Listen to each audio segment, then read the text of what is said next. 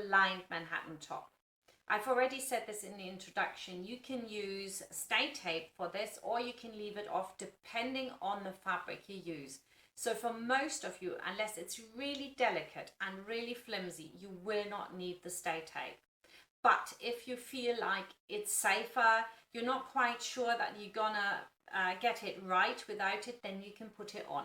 And therefore, I'm showing you how to do it with the stay tape. But you could, of course, leave this off. Like this, if you put your fabric on the table, right, and you can sort of pull it up and it completely stretches out of shape, then use stay tape. If it fairly much stays in the same position as it would when you put the pattern back on, just put the pattern on and see if it stayed in position when you sort of like pat it down, then you don't need stay tape. And all you need to do is make sure that you do not stretch anything while you're sewing. But because we're working with a straight grain on the neckline, it's hardly likely to happen. So you can just put that together. Let's get started. We want to have our front and our back. It's both the same method with the right side facing up, and then I put my lining on with the right sides down.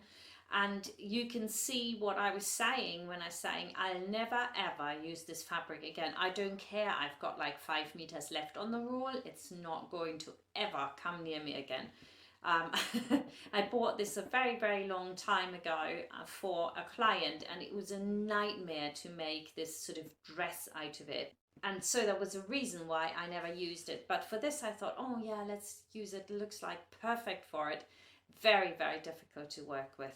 So I've learned my lessons. Please starch stuff first, or use a crepe de chine as lining. If you want to use an organza or very lightweight habotai silk like I have done here, then do starch it so that you don't have the problems that I've had here. And now I'm just going to put my stay tape on. Now actually you can get them in black. I just couldn't get them in black to match.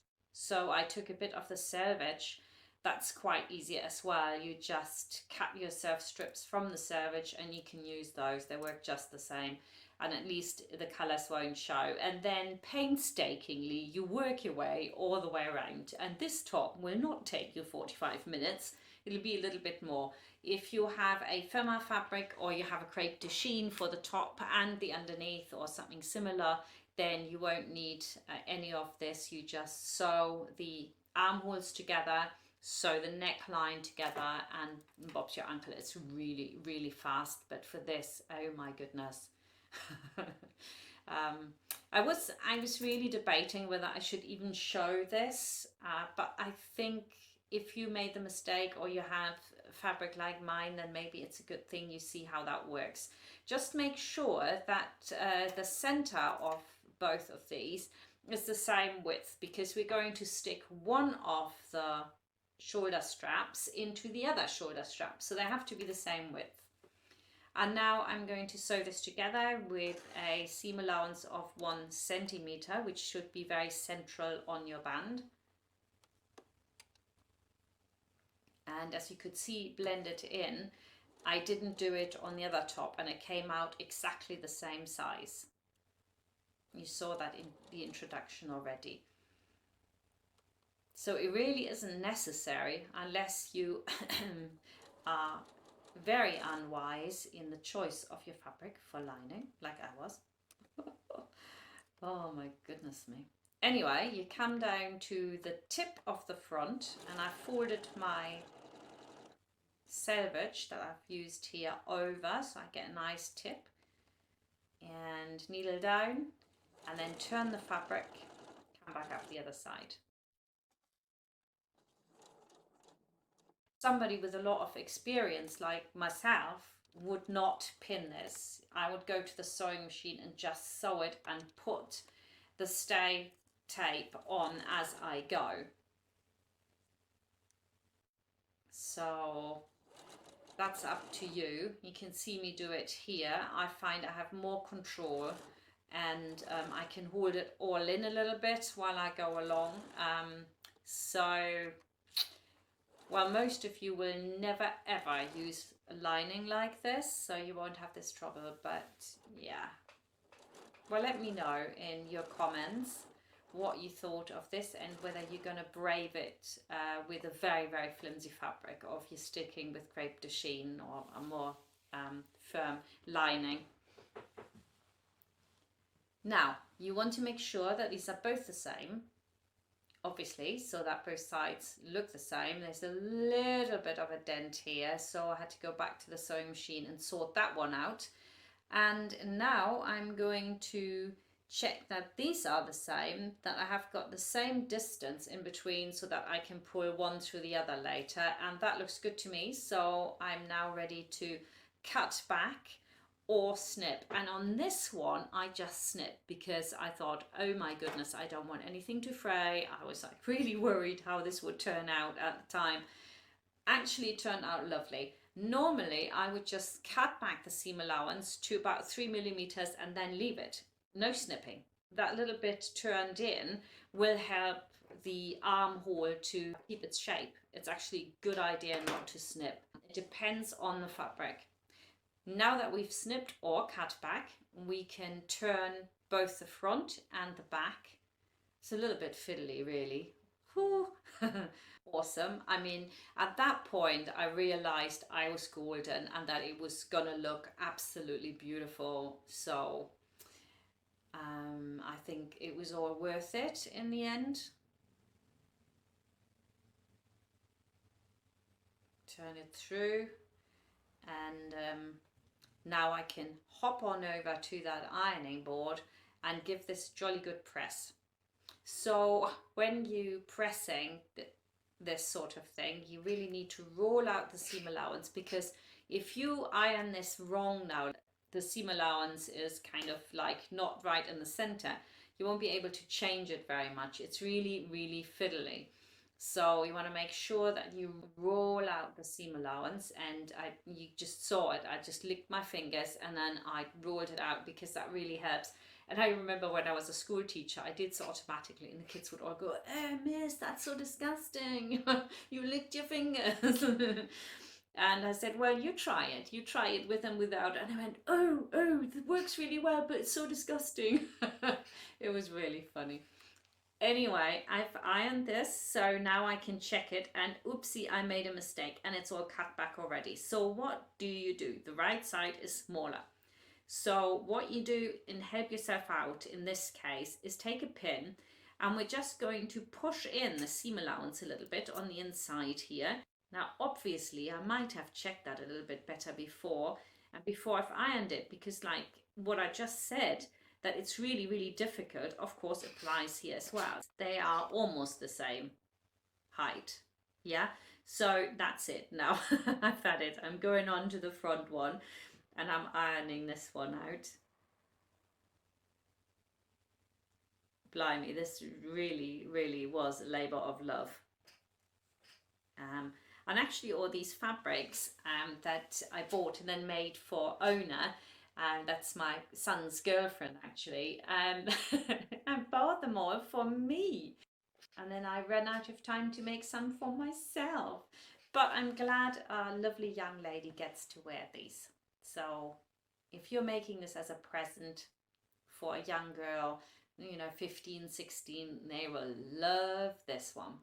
Anyway, now comes the interesting part where we're going to pull the back through to the front. The reason I put the back through the front is because the front ended up a little bit wider in the strap than the back. If the back had ended up a bit wider, I would have done it the opposite way around. So turn the strap around. I would do one strap at a time actually, so that you don't get a twist. It's very easy to get a twist, so that's what I do anyway. Keep to how I do it, and then you can find your own way afterwards.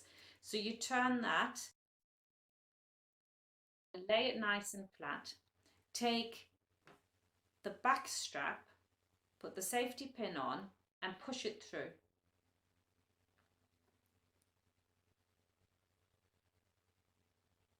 It's got to find where it goes in. I tell you what, I could hardly see what I was doing. I had to really lighten up this footage so you could see it, but I was just kind of going, where is it? It was not fun making this. Okay, so pull it through to the other side because this is really such a good method, and I hope that you really can make these really lovely flimsy tops with that method and not worry about it.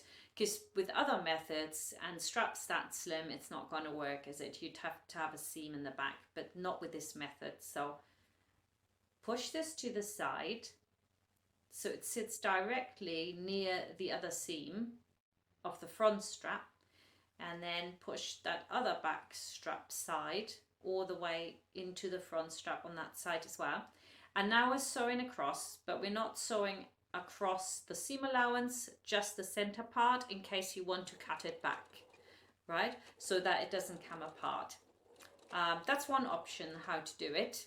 We could now cut that back, obviously, in that area, so it's really nice and flat.